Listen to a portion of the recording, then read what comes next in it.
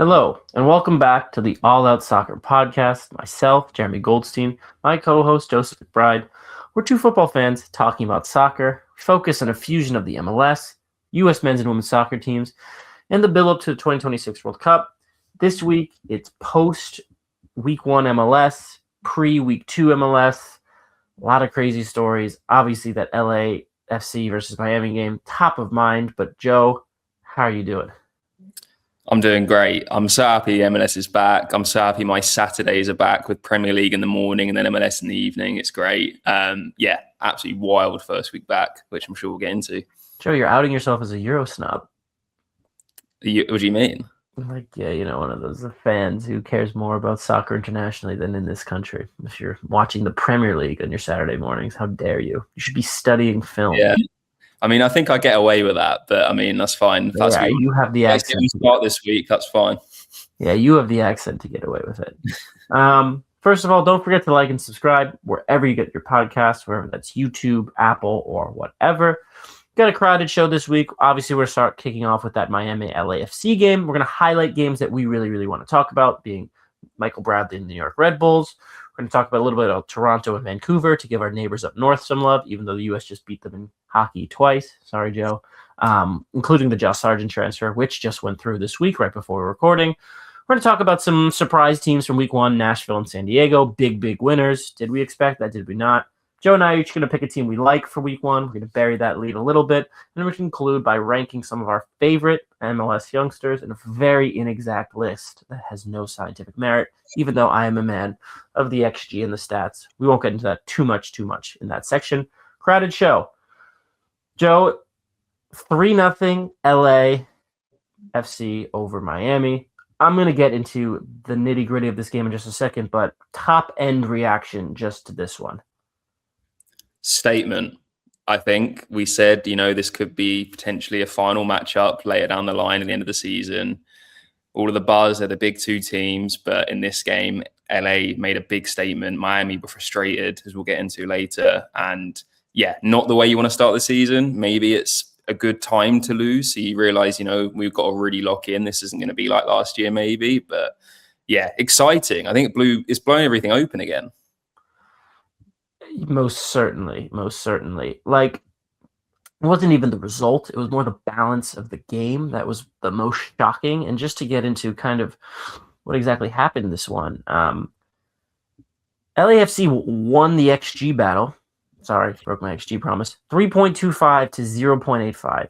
Every single run by Heung-min Son in the first half looked like that run he had against Burnley that I think won the Puskas in 2020, where he's just running through 4 or 5 Miami defenders. Facundo Moro, who came on as a sub, looked awful. He was skinned by Dennis Bouanga late in this one. Some of the new signings in defense did not look great. Falcone still looked a little shaky for Miami.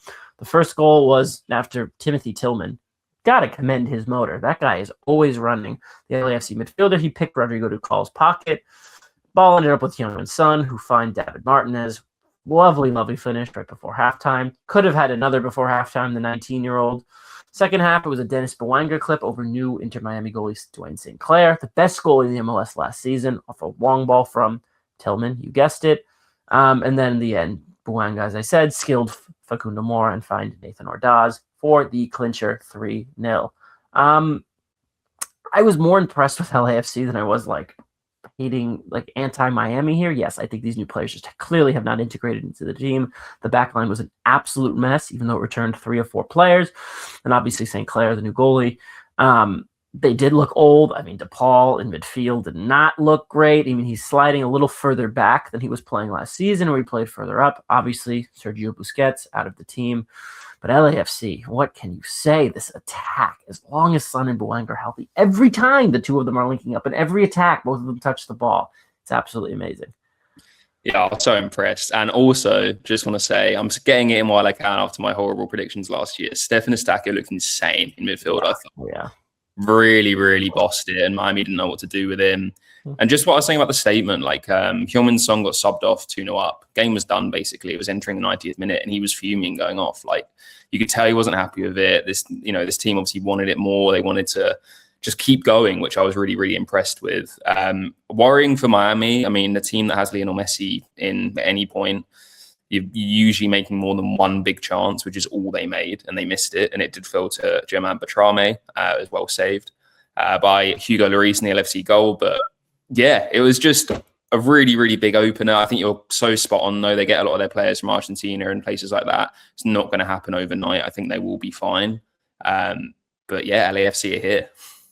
Yeah, and I'll leave it to you to talk about Lionel Messi a little bit, but it looks like Miami is going to sleepwalk through the first few months of the season, end up in the middle to bottom of the playoff pack, and then have to make up ground in the second half of the season just to try to get close to the top of the Eastern Conference standing. And then it's just going to make their path to the finals a little more difficult and make them go on the road again, like they had to do briefly last season. But this is just one game. Hopefully they can find that form relatively quickly. Yeah, so with the Messi stuff, I mean, we got our first MLS controversy of the season already, and it's with the big man in game week 1. There was a clip circling online of Messi apparently trying to gain unauthorized access to the officials' locker room, protesting a decision or something. That's all since been disproven. Not only is recording not allowed there for reporters, so I'm sure that person got a slap on the wrist, but MLS has done a brief investigation and said that it will be not taken any further with the disciplinary committee. Apparently the claims were false. He wasn't trying to go into the officials' locker room, and no further action will be taken. But yeah, it did create a bit of drama. One based on Messi and Inter Miami, and they saw losers, and the other on more the media side. You know, this guy trying to out Messi for no reason, and also breaching his press credentials. So a nice busy one to start the year. But Messi's all good. He's been cleared, and he won't face any action.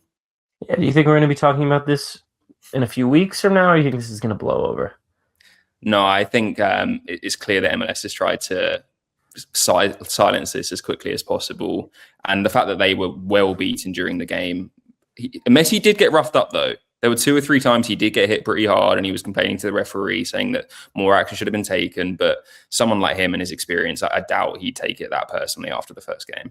Yeah, no, I completely agree. But interesting one, odd one.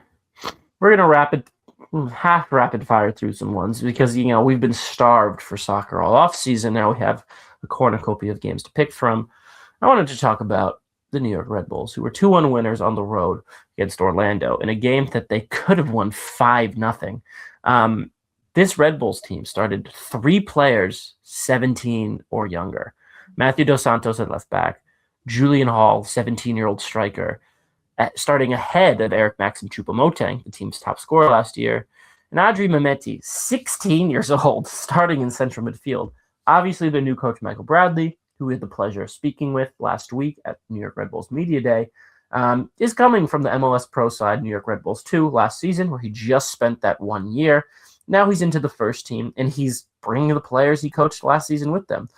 They brought some of their offseason signings with them into that first 11 to mix in. But this is a very fascinating result. They outshot Orlando 22-17, producing 4.64 XG. You could say Orlando's goalie, Maxime Crepeau, who's in contention to start for Canada this summer in goal at the World Cup, was a candidate for man of the match. The first goal, created from Cade Cowell, find Emil Forsberg, the 34-year-old, more than double Adri Mehmeti's age, created a chance in the box, and he slotted him home to Julian Hall, right in front of the goal. Poachers finished in the 8th minute. Second one was Mehmeti to Hall off a corner that wasn't cleared to put Red Bulls up 2-0. Red Bulls hit the post a further 3 times at least in this context. Late Orlando goal wasn't enough, and Red Bull ran out 2-1 winners. This game, again, could have been a much bigger blowout. You don't often see an MLS coach come in and throw in 3 young players like this. I mean, and this is really just a statement for the pipeline program of going from MLS Next into the MLS directly. Obviously, Michael Bradley maybe has a bit more of a leash with this, considering his pedigree in the game and his respect he'll generate amongst players, especially young players. This isn't some untested, coach who's come over from England, from an academy over there. No, this is a guy who has proven and done in this country on the playing level, and now he's proving it on the coaching level. Really fascinating, more than anything. Exciting for Red Bulls. Obviously, they're part of this global network that gives them access to all sorts of talent that they might otherwise not have, but still, just a really fascinating experiment more than anything. Yeah, it was bold when I saw the team sheet come out. Obviously, he's worked with most of these guys in the team last year, and that is a good thing. I mean, instead of just coming in fresh to a club you don't know about, he's been there, he's been around the team who know the guys anyway, and being able to pick and choose and graduate those young guys into his main team is a great luxury to have. But they're clearly all invested in him. That team looked insane. I thought the young guys didn't look out of their depth at all, which is a testament to them and a testament to Bradley's trust in them too. Yeah, really, really exciting watch. Felt a little bit for even Horvath not getting a clean sheet on his debut for them, to be fair. But yeah, definitely an exciting team to watch. If they can keep putting in performances like that and have those young guys and have the luxury of bringing someone like Choupo-Moting off the bench, then they're definitely a team to be looking at. A few other things. Cade Cowell, 22, back in the MLS. He looked really good. Spent the last few years in Mexico. Choupo-Moting now becomes a very expensive DP off the bench. Is that the best way to utilize a roster spot? When if I'm at Red Bulls, you could use that money as a veteran defenseman.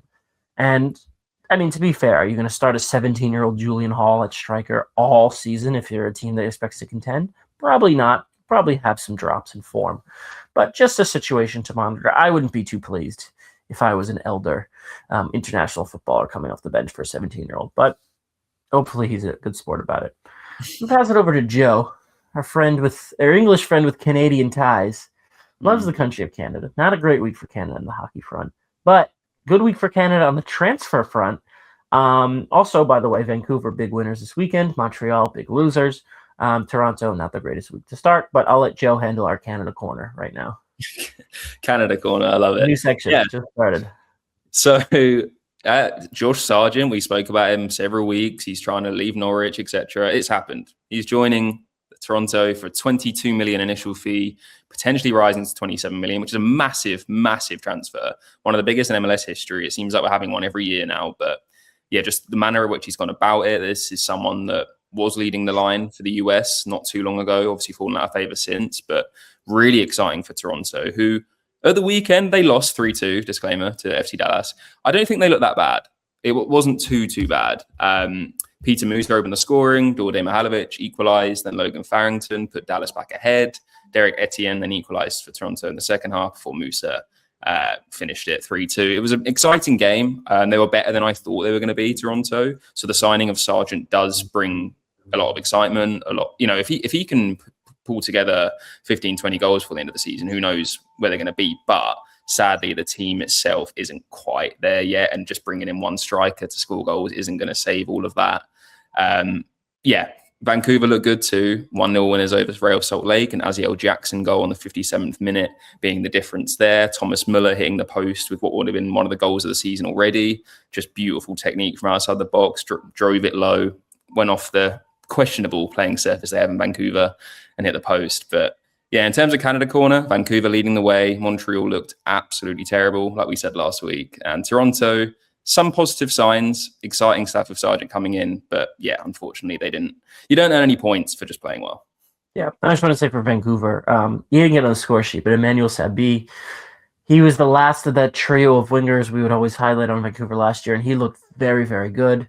Aziel Jackson, a little untested, but if he can play well, that will be a big, big boon for them. I still expect maybe one more signing to come for Vancouver up front. But yeah, I don't disagree with their power rankings. And Montreal, woof. Woof, wow. Woof, woof, woof, woof. Speaking of Montreal, not a good weekend for them. I mean, I feel bad for striker Prince Owusu, who's just unable to get service. They were pumped 5-0 by San Diego. A result kind of similar to Nashville's 4-1 win over New England. I wanted to group these together just for the sake of a little thought experiment. Just saying, these were teams that we both had high up our standings this season in their respective conferences. You're a little more bullish on San Diego than I am. I just want to give an opportunity to just discuss two teams based on one game, obviously an overreaction. Who are you more excited about based on this early start to the season? Definitely Nashville. Don't get me wrong, to score 5 against anyone in a league is impressive. San Diego looked really good, but New England, without being rude again, aren't exactly the best team at the moment. Yeah. But just the first half and just the link up of this Espinoza, Mukhtar, Sarge, we said about it heading into this weekend. they just look so prolific. Surrey should have had a first half hat trick. He might have done if he hadn't have tried to do a innovative back heel 6 yards out rather than just putting his foot through it like most English strikers do. But I just thought they looked great. And I think San Diego aren't going to have it that easy against all these teams. Montreal also had a red card for the second half most of the time. Thomas Avilés, formerly of Inter Miami, who's a highly rated defender, didn't have his best game. Unfortunately, he's got the Montreal curse now. But yeah, Nashville are definitely, in my opinion, a team that's going to go further and look more impressive. Obviously, I've put San Diego high up the standings, but I just think the manner of their victory, it was more of a challenge, but they made it look easy, whereas San Diego's was basically handed to them. First of all, I want to note, you left off in your Canada corner a bit about Atletico Ottawa, who lost 5-0 to Nashville this week in the CONCACAF Champions Cup qualifier second leg. Yes. Obviously, Nashville heavily rotated their team for that one after the 4-1 victory over the Revolution this weekend. I just want to note about San Diego, who were playing up a man in the second half. Almost all of their goals, besides the last one from, I believe it was Alex Mighton, all of their goals kind of came off odd deflections and ricochets. And then in the second half, up a man, they only produced 0.54 XG against the 10-man worst team in the league. Obviously, we've talked about Thomas Avilés, who came over for, I think, like $5 or $6 million from Argentina about 2 or 3 years ago. Maybe it was 2023 when Messi originally signed, because they needed to shore up the defense. And he hadn't been in a regular starter in that Miami team for quite some time. He was pretty much on the bench almost every game, if that, in the second half of the season. So this is someone who was not rated by his own countrymen last year and now red carded off in his debut for Montreal. Not a good sign. Montreal, team we both picked, who might be in trouble this season if relegation was a thing, but they're going to be in the league next year. But yeah, I'm more impressed with Nashville. I think there's a more diverse attack. Christian Espinoza, he looked pretty good in his MLS debut, excuse me. San Diego, I just need to see more against an 11-men team. But Amal Pellegrino is a player I just want to stamp as a contender for 15-plus goals this season, the winner for San Diego FC. And Dreyer looked really good. Again, I started the season well. I know it's not he didn't score, though. No, that's the thing. Espinoza, played really well, but he didn't really get involved. I don't think he had a goal contribution. But yeah, Nashville they looked more competent. And like you said, we need to see an 11v11 decent test for San Diego to see what we're really going to get out of them this year. It also looked like Hani Mukhtar was dropping a little deeper this year, almost playing in central midfield for Nashville. I mean, obviously, this is now a player who's an older player in his 30s. Just interesting to see what sort of role he has this year. If we were having this conversation 3, 4, 5 years ago, we're talking about one of the best players in MLS, hands down. Now it's exciting to see that even as he's getting a little older, he's still able to contribute in such a diverse way and a very exciting team. I love him. Absolute go of the MVP awards that year was just incredible. But yeah, I mean, I'm so excited MLS is back, man. All right, we're going to take a quick break and then return for some more talking points. All right, if you want to get involved in the conversation, shoot us an email either at jeremy.goldstein@reachplc.com or joseph.mcbride@reachplc.com. Please engage by subscribing to the show wherever you get your podcasts and leave us a like while you're at it. That's the end of part 1 of this week's show, but stick around for part 2 just after the break.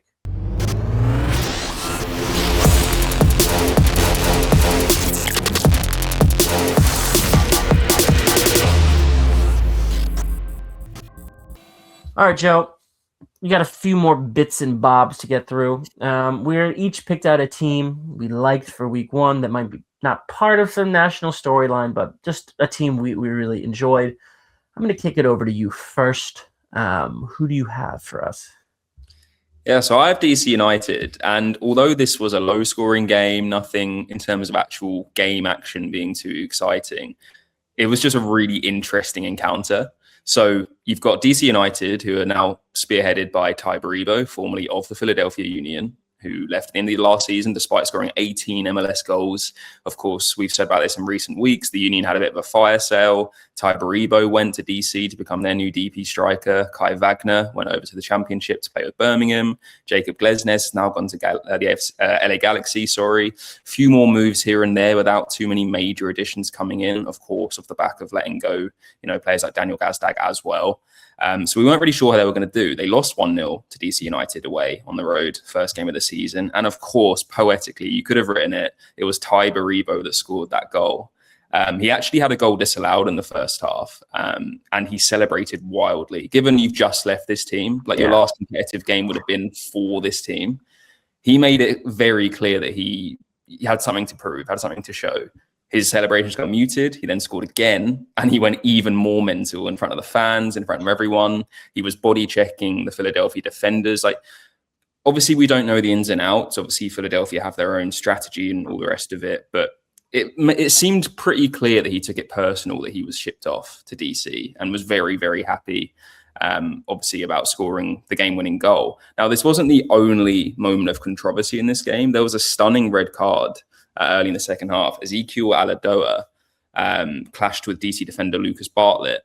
Off the ball incident, went out for a goal kick, I think. They had a few words. Nothing more really happened. And then the referee suddenly pulled out a red card. And no one still knows what it was about, but something clearly was said because you can see him, exert his neck muscles. He says something, the referee turns around straight away and it's like, you're gone. Still need to figure out what it was, but there was a lot of bad blood in this game. And although I don't expect DC to be a playoff team this year, I don't expect them to be that impressive. Obviously, I know we're talking about them now, but it was kind of the fight shown. As a group, they all really locked in together. They were behind Baribo. They got behind Bartlett after the red card. And last year, we didn't really see any fight from them at all. It just was a team that just kind of gave up. So to see this in game week 1, I'm not expecting them to do much, but it was still quite nice to see that there was that spirit there. And from a Philly perspective, you think it's trouble in paradise, or do you think? I mean, I don't think Philly were that bad on the day. No, they weren't. But I mean, they've lost a lot of creativity. They've lost the goal scorer. They've obviously brought Damiani in last year, who we said is going to start, and I'm sure they'll figure it out. I mean, we're both Liverpool fans, and although they started well at the start of the Premier League season, there was such a big overhaul in the squad that it's led to some complications. And I think even if you do replace players, losing that amount of starters is going to be hard to recover from. And you're not just going to be, it's not going to be a seamless transition, I don't think. I think they'll be fine. Of course, they're hurting from Quinn Sullivan being injured as well, who I think is a top player and had a really good year last year until we got that injury. I don't think, neither of them put us in the top 4. And after seeing that game, very early first impressions, but I'm pretty happy about it. Yeah, I don't regret that pick either. I think they still have some holes in this team that they just sold. We also forgot to, did you mention Daniel Gazdag also, left early in the season last year. Just half the team was turned over. And they're much younger now, which again, maybe bodes well for the long-term future. But if young players like Quinn Sullivan aren't able to play, then it doesn't really matter. I wanted to touch on a team as far as possible away from who you just mentioned. I'm going to talk about Seattle. 2-0 winners over Colorado to start the season. A really interesting game that saw, surprise, surprise, Jordan Morris go off injured in the 8th minute. He's a DP, very expensive. When he's on the field, he's a hero. He's West Coast guy. He was like one of the last great American collegiate soccer stars that I can remember. Highly touted, broke through with the U.S. men's national team like 2016, 2017. Just is never fit. I mean, this is a guy who should be starting for the U.S. at the World Cup. He briefly went to Swansea, I think, in 2020 or 2021. I think tore his ACL after like 2 games, and it just didn't work out. He came off. Paul Rothrock came on, local hero, and this guy had put in some shift. If you haven't seen his assist on the first goal for Albert Rusnak, he saves a ball that should have gone out of bounds. He puts in a beautiful ball into the box. It's finished off for 1-0. Second goal is Jesus Ferreira finds Rothrock streaking from one end of the field to the other and finishes. And if you go on Seattle Sounder social media, the comment section is a shrine for Paulie Rothrock. And, this is a diminutive little player who might not be the most physically gifted, but definitely makes up for an effort. And just don't actually, if he was in the U.S. men's national team pool, I actually don't think it would be crazy to think about him for the World Cup. I don't really think he has a home as a deep-lying midfielder in a World Cup. It's just too risky, but he is a high motor player. who's now showing touches of quality. And he had his career-high goals and assists last season, someone who didn't break through until he was like 22, 23. Just a really fun player. And again, this team absolutely loaded with talents. Paul Arriola is a sub. Musovski, who I think had 16 or 17 MLS goals, is a sub. Georgie Manungai, who's a really talented prospect for Seattle. He's coming off the bench as a sub. This is just a loaded team. Colorado barely offered anything. Seattle's in total control. And then also there's the decision in goal where Stephen Fry, no longer the starter for Seattle, been there for as long as anyone can remember. He was released, I think, what's his name? Alex Thomas, who had a good first game, gets his clean sheet. First start of the season. He was obviously getting some playing time at the end of last year. Seattle, just a team to watch. Andrew Thomas, just a team to watch going forward. I found this one very fun. Yeah, I watched the whole game. It was on Sunday night. I was still reeling from the hockey score, etc. But yeah, to your credit, you said about their depth being something that you were really excited about this year and how they, could overperform. Maybe not overperform, but just, have a really good year and people might not see it coming. And Rothrock scoring off the bench, showing that depth. Felt really sorry for Morris. I quite like the lineup, like Ferreira, Morris, and De Rosario with Rusnak in the 10. I mean, in different teams and different eras, that's 3 strikers, but 2 of them playing wingers. But really, really exciting stuff. I think Colorado aren't the best either. They didn't have much to go off, and Seattle were always expected to win, but to do so with a clean sheet. Shame about Morris. Felt when he walked off, he had his head so far down. I think he knew it might be a bad one. And just to happen 7 or 8 minutes into the first game of the season, he just can't catch a break. I don't think he's going to be in the World Cup picture anyway, but really, really big shame. But Seattle did look good, and they got the depth to deal with it, which some other teams don't have. Well, and his brother might be in the World Cup picture. Someone obviously we've talked about quite a bunch. True. Yeah, exactly that. To round out this week, the MLS pictures are coming thick and fast. So we're going to take a moment to highlight some young players we're watching for this year. 21 and under, 22 and under. Don't say someone who's 35. I tried to pick players of a variety of different ages. So I'm down to popcorn style this, Joe. If you want to throw out, it doesn't have to be just from the start of the season, though I was biased a little bit by the start of the season. Players you like and are watching for this season, young players in particular in the MLS, stars of the future. Yeah, well, there's a guy I've liked for a few years now, and I was still stunned by his age when I double-checked, because it feels like he's been around for a few years, and that's Owen Wolff for Austin. Yep, got him down too. Yeah, you do. He's 21. I think he's going to have a big part to play this season. He had a good year last year. I think he scored 5 goals. It's somewhat of a breakout campaign from midfield. But he made his debut in 2021. Like, he played when he was 17. I didn't realize he'd been playing. I knew he'd been playing for a while, so I was just shocked at his age. And the fact that he's got a future in the US men's national team. Having 120 MLS appearances by his age already, great experience. He's got something, a bit of a one-up on other players his age. And of course, the son of former US men's national team forward Josh Wolff. So he's got the family ties too. Yeah, Wolff obviously did not play in Austin FC's 2-2 draw against Minnesota to start the season. But if you look at that lineup he'll be joining, it's already Mateo Zuni up front, who's a big DP signing from Spain a year ago. Facundo Torres is now in. Jaden Nelson's there.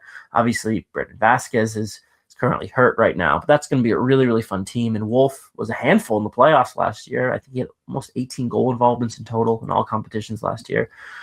Exciting player. He's on the elder end of the spectrum, but he was one player I had written down. Looking at another 21-year-old, of course, Alex Freeman at Orlando City. This Orlando team is a little older. They don't have as much of that young talent anymore. They sold their big striker last year to Saudi Arabia. I'm forgetting his name.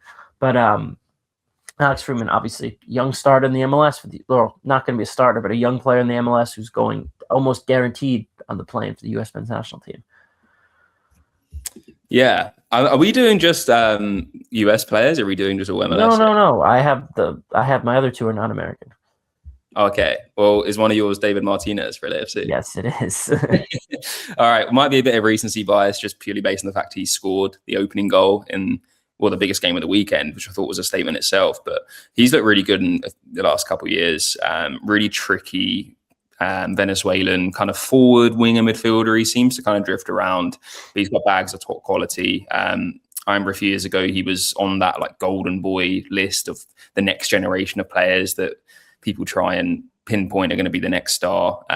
But a goal in the game against Miami, the biggest opponents of them all, MLS Cup champions, setting the tone and helping them build off that. I think he's going to be really good for them. And I feel like he's a player that's going to have a lot of outside interest in years to come.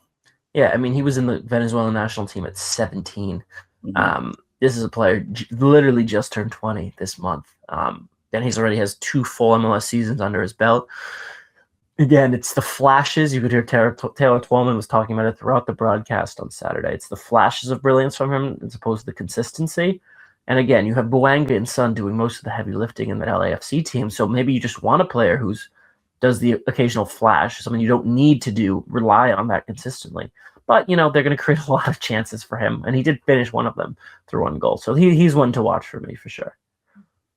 Yeah, top talent. And the other one I had, just get out there, I've mentioned him literally last week, is another recency thing. Kevin Sullivan. I know I keep going on about him. 16. I think he might be turning 17 at some point in the near future, of course. But this is a weird one. He only played 21 minutes. Came off the bench against DC. They lost, obviously. But they had 3 or 4 pretty decent free kick opportunities. One of them was right on the edge of the box, and the others were like in-swingers, crosses. But still, at that moment in the game, really, really big chances. And he was the set-piece taker for them.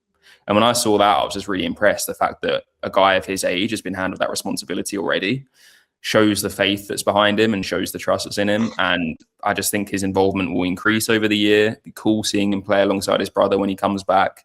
Obviously, we've just had a bit of a moan about Philadelphia, but in their struggles, he can be someone that definitely prospers. And yeah, just at his age to be behind those set pieces so early on in a game that they need to chase, I thought was just really impressive. So expect to see him on those for the rest of the season when he's on the pitch.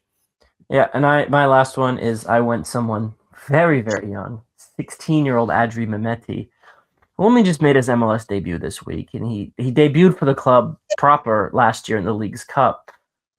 Still eligible for the U.S. and Albanian national team. I guess we'll see him for the U.S. at, I don't know, like the 2044 World Cup. Is born in 2009, which is just earth-shattering to hear for anyone, any age who's listening to this. 2009, and he's starting in the most game. He absolutely controlled the midfield, completed almost over 40 passes, obviously had the assist on the second goal. Michael Bradley completely talked him up post-game. To throw a young player in your debut as an MLS manager into central midfield, your position as a coach, is stunning, and it worked out. And he wouldn't have done this if he had utmost faith. I mean, this is a very highly regarded talent. It's just this is more a player we were on the watch for 2 or 3 years down the line. Maybe not quite yet this season, but just really exciting that youth movement going on in New York. Also, can give a shout out to Julian Hall. Obviously, he had 2 goals. Not the hardest of finishes, but still, right place, right time. Really exciting for New York Red Bulls. Yeah, I feel like we could have included any of those guys in this segment, to be honest. Obviously, haven't seen a lot of them. I'm not going to lie, I haven't seen a lot of MLS Next Pro other than highlights and stuff. But based on that one game, I might need to check that league out some more. Yeah, oh, absolutely. All right, Joe. So that's the end of what we had planned, but just based on the end of week 1, obviously this is a little unplanned and unscripted. What are some things you're looking forward to in the coming weeks? What are some storylines you're looking forward to getting more getting a little more knowledgeable on, just as we follow the start of the season? Definitely this Red Bull team, because I feel like this is going to be a bold claim. But let's say Michael Bradley does do something with this young team and gets them firing, and it kind of shows the pathway better. I know what you're going to say.